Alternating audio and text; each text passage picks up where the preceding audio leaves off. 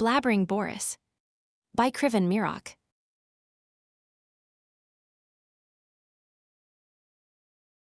For every young coder who ever asked how a computer thinks. Act 1. Trouble in the Yard.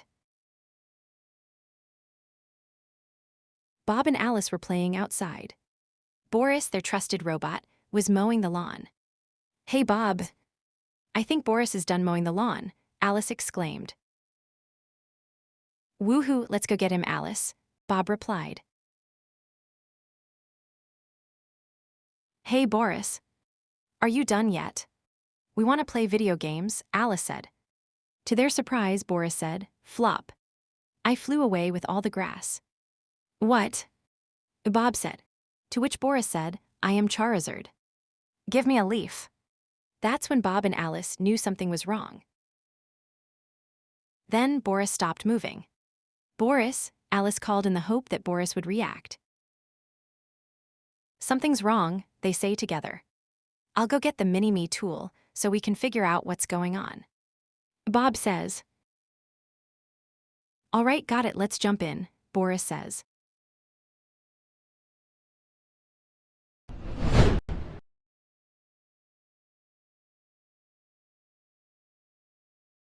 Act 2. Inside the Brain. "Ouch," said Bob as he landed on the floor inside Boris. He started to get up, but he was stopped suddenly as Alice landed on top of him with her own ouch. "Whoa. Where are we?" Alice says. "Hello, you must be new here. Would you like a tour?" says the robot. Alice and Bob stare in awe. "Yes, please," Bob says. "Follow me." The robot says. This is the Token Tumbler zone. Everything Boris hears, everything he feels goes through here. It's a machine that pulls in what Boris hears and feels and throws out numbers that explain what Boris is hearing or feeling. Robot explains. Here's the parameter palace. Those things are Boris's settings. They're like Boris's instruction manual and tell him how to act when something happens. Robot says as he points at the dials surrounding them. Why were those red dials glowy? Alice begins to say something as Robot furtively gestures them to the next room. And here's the Output Outpost. Those words are the words Boris wants to say next. Robot points out. Why are some words bigger than others? Bob asks. Because Boris wants to say some of the words more than he wants to say others. The bigger the word, the more Boris wants to say it. Robot explains. And what's that dial over there for? Alice says, as Bob waves towards a dial behind Robot. That controls how crazy Boris is feeling. If I turn it to the right, Boris will let loose a little and say words that he doesn't usually want to say. Robot says. Oh, okay. But anyway, what was up with those dials in the parameter palace? Bob asks again as they walk out of the Output Outpost. Those dials have been tampered with. Robot shares shamefully. Alice and Bob glance at each other. Is that why Boris is saying gibberish? They say together. Yeah, exactly. We can't seem to figure out how to fix him. Robot shares. Have you thought about just spinning the dials randomly and seeing if it works? Bob suggests. Alice starts running towards the dials. Yes, of course, but we have much better, proper systems to fix such issues, which are complicated for you to understand, and we have tried them. Robot glares. Why would we try something so ad hoc? Wait.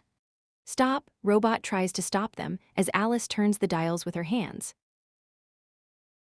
The dials suddenly turns blue, and Alice starts turning the second one too as she exclaims in excitement. I did it. Well, it looks like you've made stuff better somehow, thank you, but... Boris is still saying kind of jumbled words. I think there might be another problem. Robot shares sadly. Let's just check every room to see if it's all working. Bob suggests. They enter the Output Outpost and check everything. Problem's not here, Alice says. So it must be in the Token Tumbler, Bob says. Oh no. That hole must be the cause of the problem. Alice exclaims. Robot says you're right. Boris is speaking nonsense because of the hole in the Token Tumbler.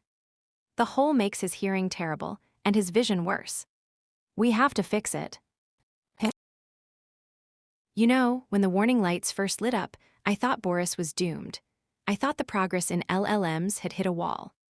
I thought it was over, that the years of helpful work we'd done was a waste, and that we would never help humans again. But thanks to you too, that seems untrue. Boris will be forever grateful for your help, Robot says thankfully. No need, Boris is our friend too. Thank you for teaching us how he works. And goodbye. For now, says Bob. Act 3. Back to the yard.